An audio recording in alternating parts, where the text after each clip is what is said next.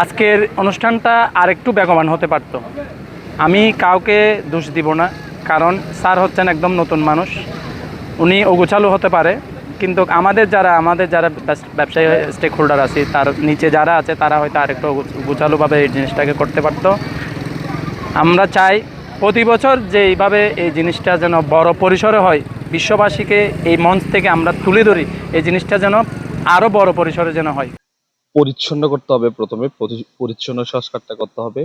আসলে আমাদের কক্সবাজার বিদেশি পর্যটক না আসার কারণ হচ্ছে আমাদের বিহেভিয়ার জিনিসটা একটু খুব গুরুত্বপূর্ণ।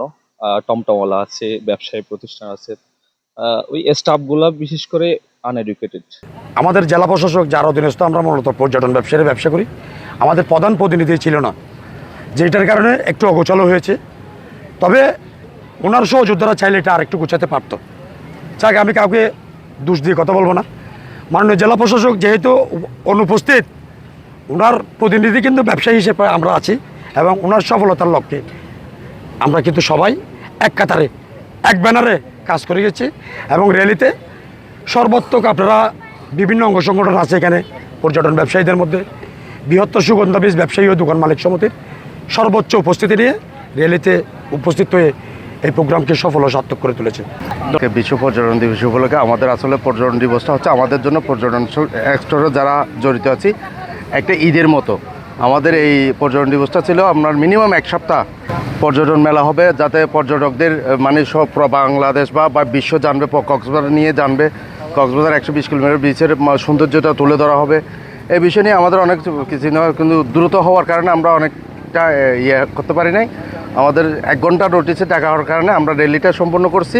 আমরা আগামীকাল পর্যটকদের এই ফুল আর ঝিনুকের মালা দিয়ে আমরা পর্যটকদের বরণ করব, আমরা ঝিনুক ব্যবসায়ীর পক্ষ থেকে।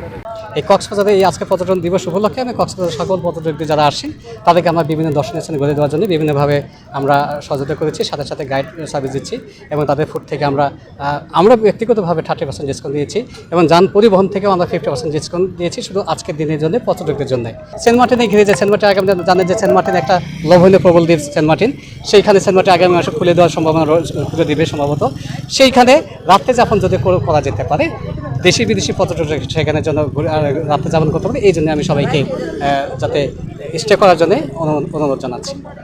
এটা পর্যটকদের জন্য খুব সহজে স্বাচ্ছন্দ্যে চলাফেরা করতে পারে, এটা নিশ্চিত করার জন্য আমরা যথাযথ পদক্ষেপ নেব। আপনি যেটা বললেন যে বস্তি নগরী এইরকম হয়ে গেছে, আমরা সবার সাথে বসে এটা আলটিমেটলি সকল স্টেক হোল্ডার যারা এখান থেকে যারা পর্যটক আসবে তাদের নিরাপত্তা, তাদের স্বাচ্ছন্দ্যবোধ নিশ্চিত করা আমাদের সকলের দায়িত্ব। সবাইকে নিয়ে আমরা কাজ করব।